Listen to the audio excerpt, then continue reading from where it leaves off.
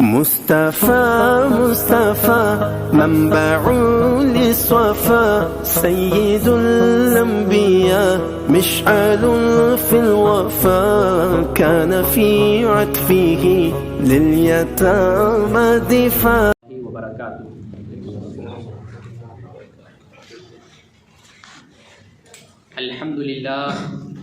الحمد لله رب العالمين والصلاة والسلام على أشرف الأنبياء والمرسلين وعلى آله وأصحابه وذرياته وأهل بيته أجمعين. أما بعد فقد قال الله تبارك وتعالى في كلامه القديم وهو أصدق الصادقين. فأعوذ بالله من الشيطان الرجيم. بسم الله الرحمن الرحيم. وجاء من أقصى المدينة رجل يسعى قال يا قوم اتبعوا المرسلين اتبعوا من لا يسألكم أجرا وهم مهتدون. وما لي لا أعبد الذي فطرني وإليه ترجعون. أأتخذ من دونه آلهة إن يردني الرحمن بضر لا تغن عني شفاعتهم شيئا ولا ينقذون. إني إذا لفي ضلال مبين. إني آمنت بربكم فاسمعون. قيل ادخل الجنة قال يا ليت قومي يعلمون بما غفر لي ربي وجعلني من المكرمين. صدق الله وصدق رسوله النبي الكريم ونحن على ذلك لمن الشاهدين والشاكرين والذاكرین والحمد للہ رب العالمین. محترم سامعین، اللہ تعالیٰ کا بے انتہا فضل و کرم ہے، اس کا کروڑا کروڑ احسان ہے کہ اللہ رب العزت نے ہمیں اپنے پیارے حبیب جناب محمد الرسول اللہ صلی اللہ علیہ وسلم کی امت نے پیدا فرمایا اور ہمیں آپ کا امتی ہونے کا فخر اور شرف عطا فرمایا. سورہ یاسین شریف کا درس چل رہا ہے. شہر انطاکیہ والوں کا واقعہ پچھلی صحبت میں نے شروع کیا. انشاءاللہ آج وہ واقعہ مکمل ہوگا. اللہ رب العزت کی بارگاہ میں دعا ہے اللہ تعالی ہم تمام کو قرآن مجید کی صحیح فہم عطا فرمائے اور اسی کے مطابق ہمیں زندگی گزارنے کی توفیق عطا فرمائے. وما توفیقی الا باللہ علیہ توکلت و الیہ انیب. آئیے میں کچھ عرض کروں اس سے پہلے بارگاہ رسالت میں آپ صلی اللہ علیہ وسلم میں ہدیہ درود و سلام پیش کریں. اللہم صلی علی سیدنا محمد وعلی آل سیدنا محمد وبارک وسلم صلاۃ و سلاما علیک یا رسول اللہ صلی اللہ تعالی علیہ وسلم. محترم حضرات، یہ شہر انطاکیہ والوں کا واقعہ پچھلی صحبت میں نے عرض کیا کہ ان کے پاس حضرت عیسیٰ روح اللہ علیہ السلام کی جانب سے پہلے دو قاصد آئے. انہوں نے اللہ تعالیٰ کی وحدانیت کی دعوت دی، یعنی اسلام کی دعوت دی، تو انہوں نے ان کو جھٹلایا. جب یہ خبر حضرت عیسیٰ علیہ السلام کو پہنچی تو آپ نے پھر تیسرے قاصد کو بھیجا، حضرت شمعون رضی اللہ تعالیٰ عنہ کو. پہلے دو قاصدوں کا نام تھا حضرت یحییٰ اور حضرت یونس رضی اللہ تعالیٰ عنہما. پھر اس کے بعد حضرت عیسیٰ علیہ السلام نے ان کے سردار حضرت شمعون کو بھیجا. تو ان شہر انطاکیہ والوں نے ان کو جھٹلایا، طرح طرح کی ان سے گفتگو کی، ان کی گستاخی کی، یہاں تک کہ ان کو جھٹلاتے ہوئے انہیں منحوس قرار دیا، یعنی ان کو منحوس کہہ دیے. پھر اس کے بعد یہاں تک نوبت آئی. پچھلی صحبت میں نے تفصیل کے ساتھ عرض کیا، میں اس لیے بول رہا ہوں تاکہ یہ واقعہ سمجھنا آسان ہو جائے. یہاں تک نوبت آئی کہ شہر انطاکیہ والے اور بادشاہ مل کر قریب تھا کہ ان تینوں ہستیوں کو وہ قتل کرتے. اسی دوران اس شہر کے کنارے سے ایک آدمی دوڑتا ہوا آیا. اللہ تعالیٰ ارشاد فرماتا ہے وَجَاءَ مِنْ أَقْصَى الْمَدِينَةِ رَجُلٌ يَسْعَىٰ قَالَ يَا قَوْمِ اتَّبِعُوا الْمُرْسَلِينَ. شہر کے دور کے کنارے سے، اس آیت کا ترجمہ ہے شہر کے دور کے کنارے سے ایک آدمی دوڑتا ہوا آیا. اس نے کہا اے میری قوم، ان رسولوں کی پیروی کرو، ان قاصدوں کی پیروی کرو. اب جو شخص دوڑتا ہوا آیا اس کا نام مفسرین فرماتے ہیں حبیب نجار رحمۃ اللہ تعالیٰ علیہ. یہ حضرت عیسیٰ علیہ السلام کی امت کے بہت بڑے ولی گزرے ہیں، حضرت حبیب نجار رضی اللہ تعالیٰ عنہ. نجار یہ عربی زبان کا لفظ ہے، اسے اردو میں بڑھئی کہتے ہیں. بڑھئی کہتے ہیں کارپینٹر کو. جو انسان کارپینٹر ہے، لکڑی کا کام کرتا ہے، اسے اردو میں کہتے ہیں بڑھئی اور عربی میں اسے نجار کہا جاتا ہے۔ تو یہ تھے حضرت حبیب نجار رضی اللہ تعالی عنہ، جو شہر کے کنارے سے دوڑتے ہوئے آئے، اور انہوں نے جب یہ دیکھا کہ ان کی قوم جو ہے ان رسولوں کو، ان قاصدوں کو قتل کرنے والی ہے، تو حضرت حبیب نجار رضی اللہ تعالیٰ عنہ دوڑتے ہوئے آئے اور اپنی قوم سے کہا، اے قوم، ان رسولوں کی پیروی کرو، ان قاصدوں کی پیروی کرو۔ حضرت عبداللہ ابن عباس رضی اللہ تعالیٰ عنہما فرماتے ہیں کہ ان قاصدوں کو جب ان کی قوم نے قتل کا ارادہ کیا تو ان رسولوں کی مدد کرنے کے لیے شہر کے کنارے سے جو شخص دوڑتا ہوا آیا، اس کا نام حبیب نجار تھا، اور یہ شخص بہت ہی نیک خصلت، بہت ہی نیک عادت اور بہت صدقہ و خیرات کرنے والا تھا۔ یعنی جتنا وہ کماتا، اپنی کمائی کا آدھا حصہ اللہ کی راہ میں خرچ کر دیتا اور آدھا حصہ اپنے اور اپنے اہل و عیال کے لیے رکھ لیتا۔ یہ بڑا ہی نیک خصلت انسان، نیک آدمی، اور ان رسولوں کی تبلیغ کی وجہ سے، تلقین کی وجہ سے یہ شخص پہلے ہی ایمان لا چکا تھا۔ وہ شخص کا نام کیا ہے؟ حضرت حبیب نجار رضی اللہ تعالی عنہ۔ انہوں نے اپنی قوم کو ان رسولوں کی اتباع کرنے پر برانگیختہ کیا، ابھارا، اور کہا جو تم کو محض اخلاص سے اللہ کی عبادت کی ترغیب دے رہے ہیں، اس پر کوئی معاوضہ، کوئی اجرت طلب نہیں کر رہے ہیں، لہٰذا تم ان کی اتباع کرو۔ قرآن مجید میں اللہ نے فرمایا، اتبعوا من لا يسألكم اجرا وهم مهتدون۔ حضرت حبیب نجار فرماتے ہیں کہ اے میری قوم، ایسوں کی پیروی کرو، ایسوں کی اتباع کرو، ایسوں کی غلامی کرو جو تم سے کوئی معاوضہ، کوئی اجرت نہیں مانگتے، اور وہ ہدایت یافتہ ہے۔ یعنی وہ رسول جو قاصد حضرت عیسیٰ علیہ السلام کی طرف سے تمہارے پاس آئے ہیں، وہ ہدایت یافتہ ہیں، اور تمہیں چاہیے کہ تم ان کی پیروی کرو، ان کی اتباع کرو، ان کو فالو کرو۔ حضرت حبیب نجار رضی اللہ تعالی عنہ نے جب یہ نصیحت کی تو ان کی اس نصیحت کو سن کر وہ شہر والے، ان کی قوم نے کہا، تم ہمارے دین کے مخالف ہو گئے اور تم ان رسولوں کی باتوں میں آ گئے اور ان رسولوں کے مذہب کے پیروکار بن گئے۔ حضرت حبیب نجار نے جب یہ سنا تو کہا، وَمَا لِيَ لَا أَعْبُدُ الَّذِي فَطَرَنِي وَإِلَيْهِ تُرْجَعُونَ۔ آپ نے کہا کہ مجھے کیا ہوا کہ میں اس کی عبادت نہ کروں جس نے مجھے پیدا کیا اور اسی کی طرف تم لوٹائے جاؤ گے۔ یہ اس آیت کا ترجمہ ہے۔ یہ حضرت حبیب نجار کا قول ہے، جس قول کو اللہ تعالیٰ نے اپنے کلام مجید میں بیان فرمایا۔ یعنی ان کا قول یہ تھا، وَمَا لِيَ لَا أَعْبُدُ الَّذِي۔ جب ان کی قوم نے یہ کہا تھا کہ تم ایسوں کی پیروی کر رہے ہو اپنے دین کو چھوڑ کر، تو انہوں نے جواباً یہ کہا، وَمَا لِيَ لَا أَعْبُدُ الَّذِي فَطَرَنِي وَإِلَيْهِ تُرْجَعُونَ۔ مجھے کیا ہوا کہ میں اس کی عبادت نہ کروں جس نے مجھے پیدا کیا اور اسی کی طرف تم لوٹائے جاؤ گے۔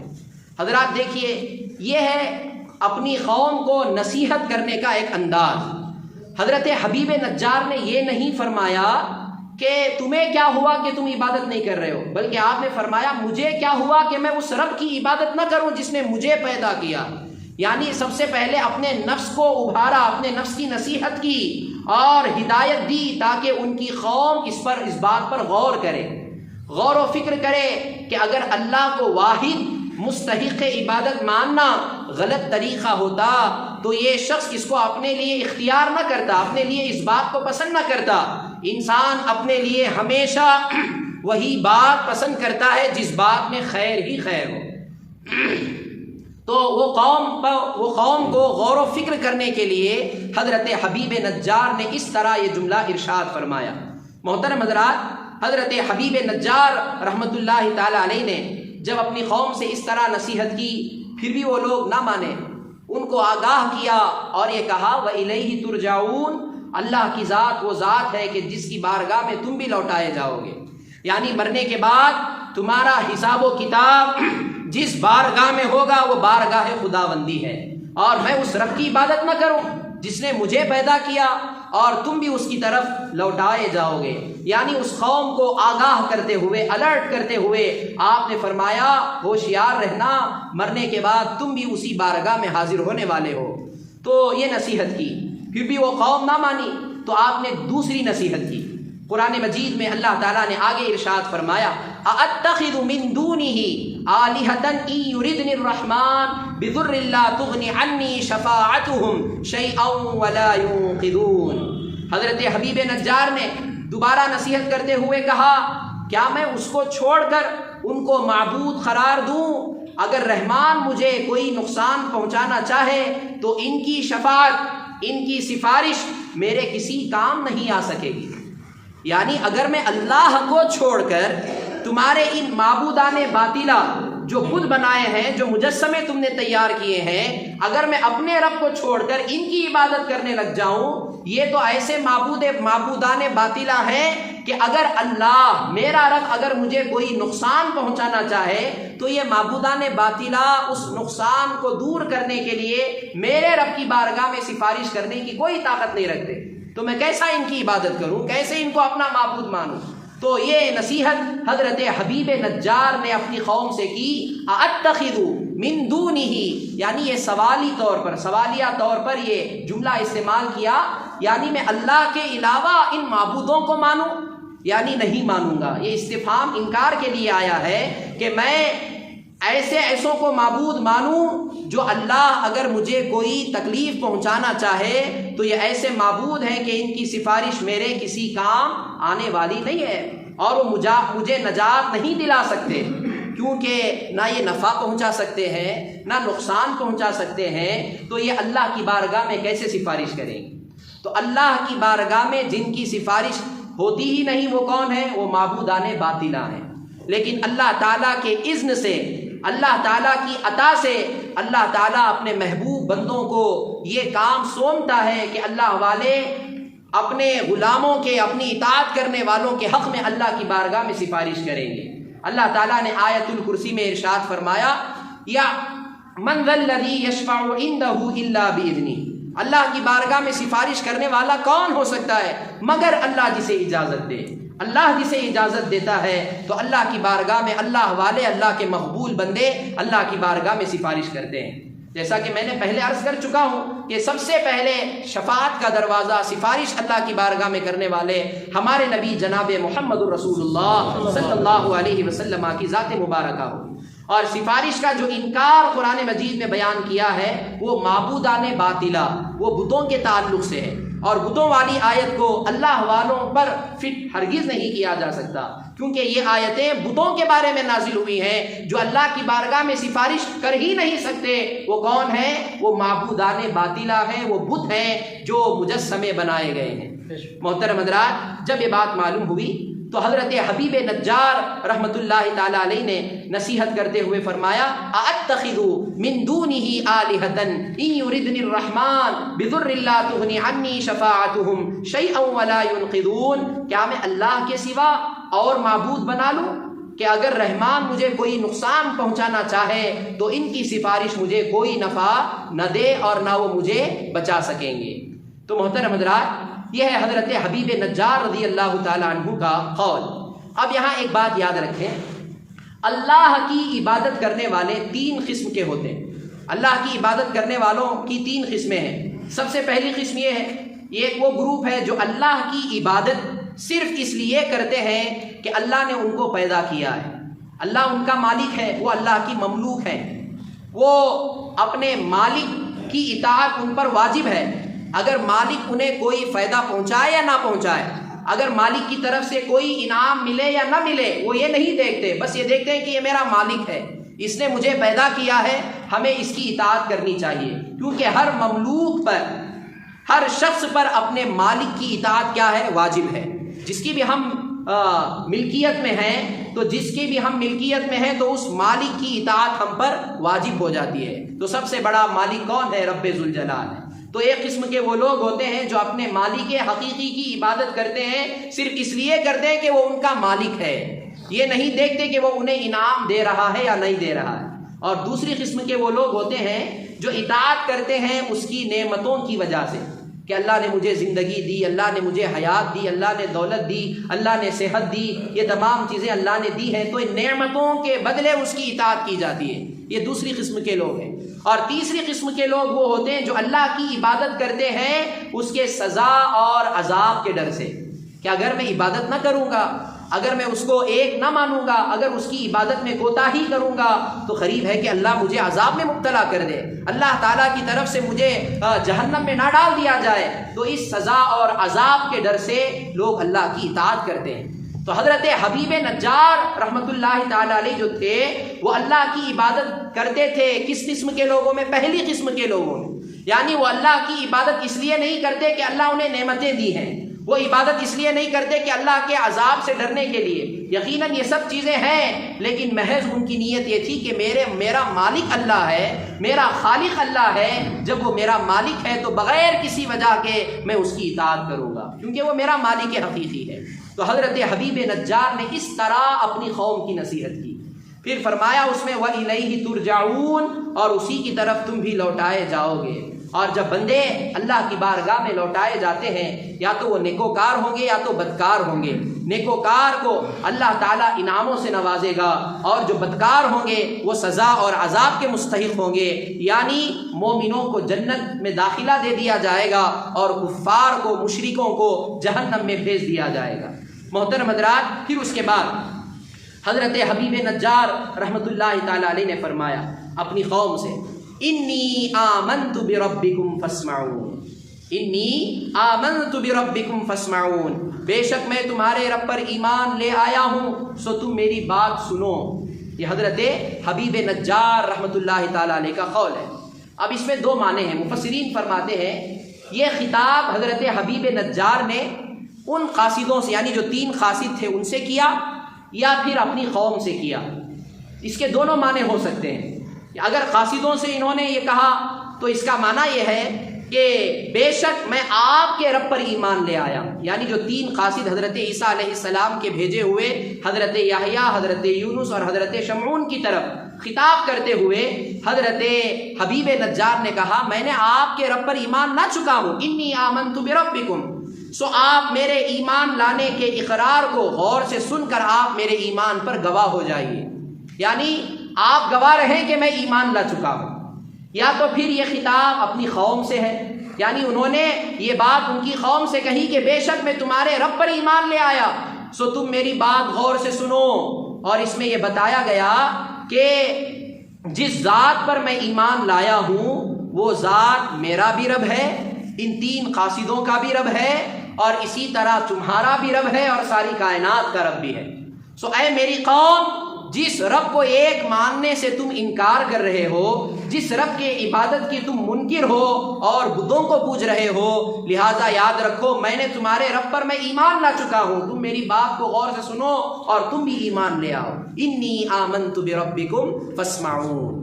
جب حضرت حبیب نجار نے جیسے ہی یہ کہا، اتنی لمبی نصیحت کی، اتنی لمبی نصیحت کرنے کے باوجود جیسے ہی آخری یہ نصیحت کی تو حضرت حبیب نجار پر ان کی قوم ٹوٹ پڑی اور ان کو مارا پیٹا، یہاں تک کہ حضرت عبداللہ ابن مسعود رضی اللہ تعالیٰ عنہ فرماتے ہیں کہ ان کے جسم کو چیرا گیا، یہاں تک کہ ان کے پیٹ سے انتڑیاں نکالی گئیں اور انہیں چبایا گیا، اور بعض روایتوں میں ہے کہ انہیں آرے سے چیرا گیا، ان پر پتھر برسائے گئے، لیکن اتنا ظلم و ستم ہونے کے باوجود بھی، اتنا ظلم و ستم ہونے کے باوجود بھی وہ حضرت حبیب نجار جو تھے اپنی قوم کے لیے اللہ کی بارگاہ میں دعا ہی کر رہے تھے۔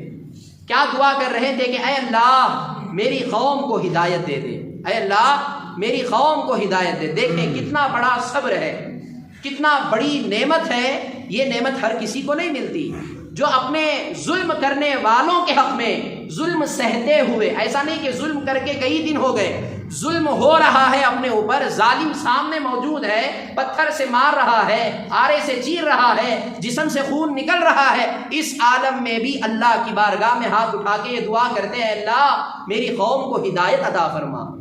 ذرا سوچیں، اسی لیے شریعت میں قرآن مجید کی روشنی میں سب سے بڑا ہمت والا، سب سے بڑا مقام پر فائز رہنے والا وہ شخص ہوتا ہے جو صبر کا دامن تھامے رہتا ہے اور درگزر کرنے کی صلاحیت اپنے اندر رکھتا ہے، جو اپنے دشمن کے حق میں بھی یہ چاہتا ہے کہ اللہ اس کا بھلا کرے، حقیقت میں یہ پہلوان ہوتا ہے۔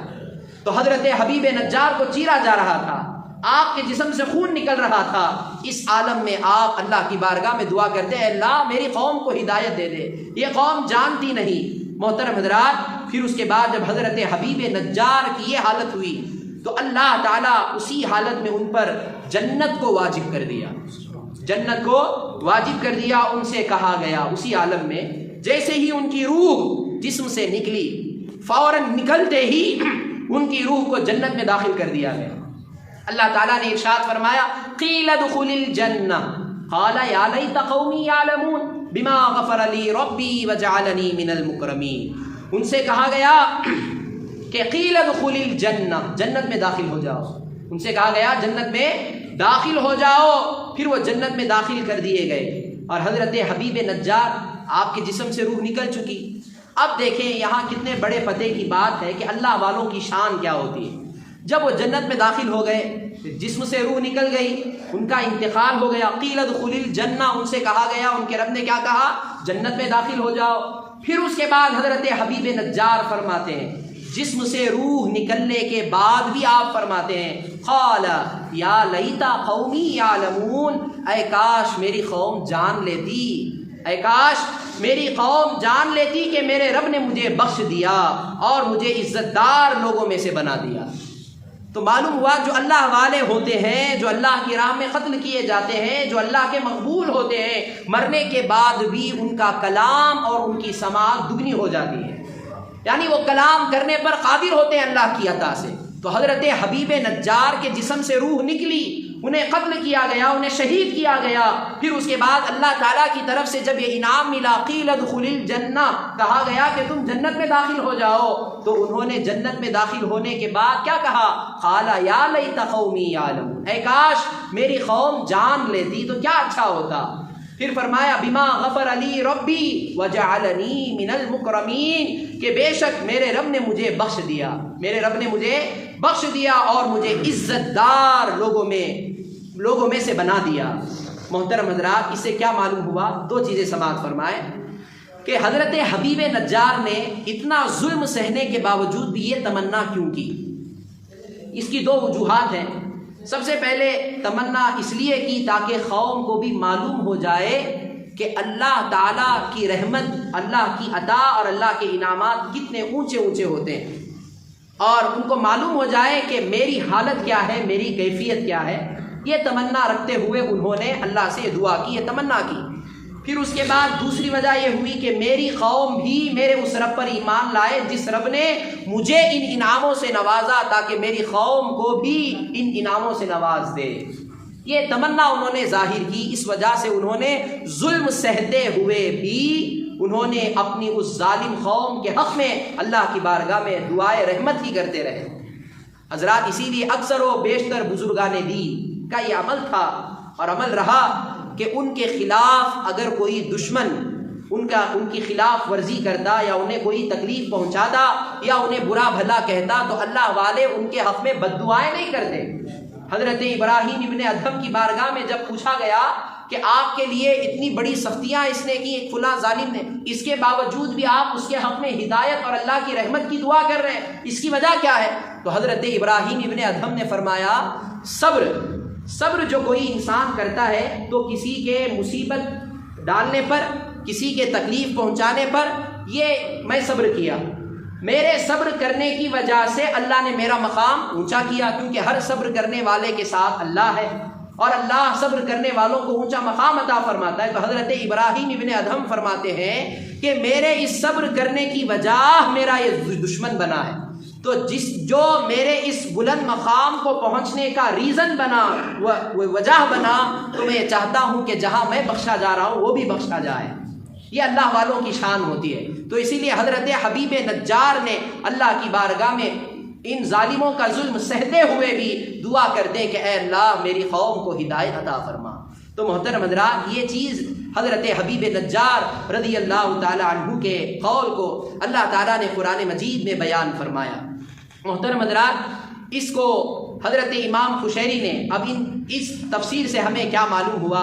یاد رکھیں، جو اللہ والے ہوتے ہیں، حضرت امام قشیری رحمۃ اللہ تعالیٰ علیہ نے مرفوعاً اس حدیث کو روایت فرمایا، اور حضرت عبداللہ ابن عباس رضی اللہ تعالیٰ عنہما کا بھی یہ قول ہے۔ فرماتے ہیں کہ آقا علیہ الصلوۃ والسلام نے اس آیت کی تفسیر بیان کرتے ہوئے قیل ادخل الجنہ قال یا لیت قومی یعلمون بما غفر لی ربی وجعلنی من المکرمین، ان آیتوں کی تفسیر کرتے ہوئے حضور اکرم صلی اللہ علیہ وسلم نے ارشاد فرمایا کہ اس نے، کس نے؟ حضرت حبیب نجار رحمۃ اللہ تعالی علیہ نے اپنی زندگی میں بھی اپنی قوم کی خیر خواہی کی اور مرنے کے بعد بھی اپنی قوم کی خیر خواہی کی۔ تو معلوم ہوا جو اللہ والے ہوتے ہیں، جو اللہ کے مقبول ہو جاتے ہیں، جو اللہ کے ہو جاتے ہیں، جب تک وہ زمین پر رہتے ہیں تب بھی اپنی قوم کا بھلا چاہتے ہیں، اور جب زمین کے اندر چلے جاتے ہیں تب بھی وہ اپنی قوم کا بھلا چاہتے ہیں۔ تو یہ چاہتے ہیں کہ کسی نہ کسی طریقے سے ہمارے لوگ، ہمارے فالو کرنے والے، ہماری اطاعت کرنے والے کسی نہ کسی طریقے سے اللہ کی رحمت کے حوالے ہو جائیں، اللہ والے ہو جائیں۔ یہ ان کی خواہش ہوتی ہے، یہ ان کی تمنا ہوتی ہے۔ تو ہر اللہ والا یہ چاہتا ہے، جب تک زندہ رہتا ہے تب بھی یہ چاہتا ہے کہ میری قوم ہدایت پا جائے، اور جب وہ زمین میں چلا جاتا ہے، جب اس کا انتقال ہو جاتا ہے تو مرنے کے بعد بھی اپنی قوم کی خیر خواہی چاہتا ہے۔ اب حضرات، اس سے ہمیں معلوم ہوا کہ دشمنوں اور مخالفوں سے بدلہ لینے کے بجائے ان کو معاف کر دینا یہ ہمت کا کام ہے۔ یہ کن کا کام ہے؟ یہ ہمت والوں کا کام ہے۔ ہر کوئی اپنے دشمن کو معاف نہیں کرتا، ہر کوئی اپنے برا چاہنے والے کو معاف نہیں کرتا، وہی معاف کرتا ہے جو حقیقت میں ہمت والا ہوتا ہے۔ قرآن مجید میں اللہ تعالیٰ نے ارشاد فرمایا وَلَمَنْ صَبَرَ وَغَفَرَ إِنَّ ذَلِكَ لَمِنْ عَزْمِ الْأُمُورِ، جس نے صبر کیا اور معاف کر دیا تو بے شک یہ ضرور ہمت کے کاموں میں سے ایک کام ہے۔ تو معلوم ہوا صبر کرنا اور ظالموں کو معاف کر دینا، ظلم کرنے والوں کو درگزر کر دینا، ان سے درگزر کر لینا، یہ حقیقت میں یہ ہمت والوں کا کام ہے۔ یہی کام حضرت حبیب نجار رحمۃ اللہ تعالی علیہ نے انجام دیا۔ حضرت امام غزالی حجت الاسلام 6 صدی کے تقریباً مجدد حضرت امام غزالی فرماتے ہیں کہ اگر کسی مسکین کے دین کو ضرر پہنچایا جائے اور اللہ کی راہ میں اس پر سختی کی جائے تو اس کو اپنے دشمنوں کے خلاف بد دعا نہیں کرنی چاہیے، یوں نہیں کہنا چاہیے کہ اللہ اسے ہلاک کرے، یہ دعا ہرگز نہیں کرنی چاہیے، بلکہ یوں کہنا چاہیے کہ اے اللہ اس کو ہدایت دے، اس کی اصلاح فرما، یا اللہ اس پر رحم فرما، یہ دعا کرنی چاہیے۔ پھر یہ بولتے ہوئے آپ ارشاد فرماتے ہیں کہ جس طرح رسول اللہ صلی اللہ علیہ وسلم نے ارشاد فرمایا اے اللہ میری قوم کو بخش دے، ہدایت دے، کیونکہ یہ مجھ کو نہیں جانتے، یہ دعا حضور نے اس وقت کی جب جنگ احد میں آقا علیہ الصلوۃ والسلام پر کفار مکہ نے حملہ کیا، جس کی وجہ سے آپ کے سامنے کا نچلا دانت شہید ہو گیا، شہید ہوا۔ اس کے باوجود بھی آپ نے ان کے حق میں دعائے خیر ہی کی، اللہ کی بارگاہ میں یہی دعا کی کہ اے اللہ میری اس قوم کو ہدایت عطا فرما، کیونکہ یہ مجھے نہیں جانتے۔ آپ کے سامنے حضرت امیر حمزہ آپ کے چچا کو شہید کیا گیا، اس کے باوجود بھی آقا علیہ الصلوۃ والسلام کے زبان مبارک پر اپنی قوم کے لیے، ان کفار مکہ کے لیے بد دعا نہ نکلی، بلکہ آپ نے یہی دعا کی کہ اے اللہ انہیں ہدایت عطا فرما۔ صحیح البخاری شریف کی حدیث ہے، آخری بات کہہ کے میں اپنی بات کو ختم کرتا ہوں۔ حضرت عبداللہ ابن مسعود رضی اللہ تعالی عنہما فرماتے ہیں کہ رسول اللہ صلی اللہ علیہ وسلم ایک موقع پر کسی نبی کا واقعہ بیان فرمایا آپ نے کہ قوم نے اپنے نبی کو مارا پیٹا، یہاں تک کہ ان کا چہرہ جو ہے خون سے رنگین ہو گیا، یعنی خون میں لت پت ہو گیا۔ ایک نبی کا چہرہ، وہ اپنے چہرے سے خون صاف کر رہے تھے۔ کون؟ اللہ کے نبی حضور اکرم صلی اللہ علیہ وسلم فرماتے ہیں اپنے چہرے سے خون صاف کر رہے تھے اور یہ دعا کر رہے تھے، یعنی صاف کرتے ہوئے دعا کر رہے تھے کہ اے اللہ میری قوم کو بخش دے کیونکہ وہ مجھے نہیں جانتے۔ ذرا دیکھ کتنا بڑا دل ہے، کتنا بڑا صبر ہے، کتنی بڑی ہمت ہے، کتنی بڑی درگزری کا یہ عالم ہے کہ دشمن سامنے حملہ کر رہا ہے، اس کے باوجود بھی زبان پر یہی ہے کہ اے اللہ انہیں بخش دے، انہیں ہدایت عطا فرما۔ تو محترم حضرات، اسی لیے یاد رکھیں اپنے آپ کو قابو میں رکھنا اور دوسروں کو درگزر کر دینا یقیناً یہ ہمت کا کام ہے۔ حضرت آخری حدیث سماعت فرمائے، حضرت ابو ہریرہ رضی اللہ تعالی عنہما فرماتے ہیں، معجم الاوسط کی حدیث ہے، امام طبرانی نے اس حدیث کو روایت فرمایا کہ حضرت ابو ہریرہ رضی اللہ تعالی عنہ فرماتے ہیں کہ جس شخص کے اندر 3 چیزیں ہوں گی اللہ تعالیٰ اس کا آسانی کے ساتھ حساب لے گا، قیامت کے دن اس کا حساب آسانی کے ساتھ لیا جائے گا اور اسے جنت میں داخل کر دیا جائے گا۔ حضرت ابو ہریرہ فرماتے ہیں کہ میں نے عرض کی یا رسول اللہ وہ 3 چیزیں کون سی ہیں؟ تو آقا علیہ الصلوۃ والسلام نے ارشاد فرمایا سل من قطعک، سل من قطعک، جو تم سے رشتہ توڑے تم اس سے رشتہ جوڑو، واعف عمن ظلمک، جو تم پر ظلم کرے تم اسے معاف کر دو، جو تم پر ظلم کرے تم اسے معاف کر دو، اور تیسرا وہ شخص جو تمہیں محروم کرے تم اسے عطا کرو۔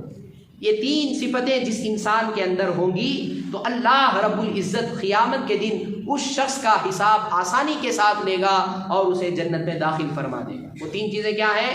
پہلا وہ جو رشتہ توڑے تم اس سے رشتہ جوڑو، پھر وہ شخص جو تمہیں محروم کرے، جو تمہیں کچھ نہ دے تم اسے عطا کرو، پھر وہ جو تم پر ظلم کرے تم اسے معاف کر دو۔ یہ 3 عادتیں، یہ 3 خصلتیں